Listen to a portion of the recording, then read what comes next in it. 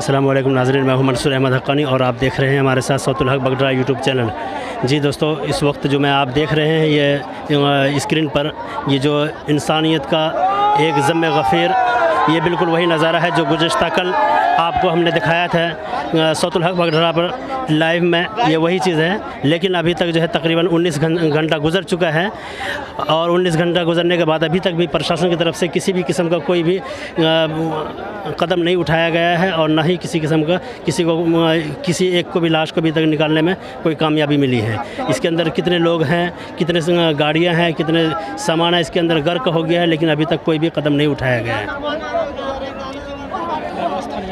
और आखिर में जब स्थानीय लोग जो है ज़्यादा मजबूर आ गए हैं तो हुकूमत के प्रशासन के इस करतूत से तो वो लोग खुद मजबूर होकर के और नदी के अंदर कूद पड़े हैं और वो लोग खुद अपने हिसाब से इसमें तलाश कर रहे हैं। देखिए अब कहाँ तक कामयाबी मिलती है इनको। और इसी तरीके से आगे और भी मज़ीद मैं आपको जो है अपडेट देता रहूँगा। आप चैनल से जुड़े रहिए। सौतुल हक बगडरा में आपका खैर मकदम है।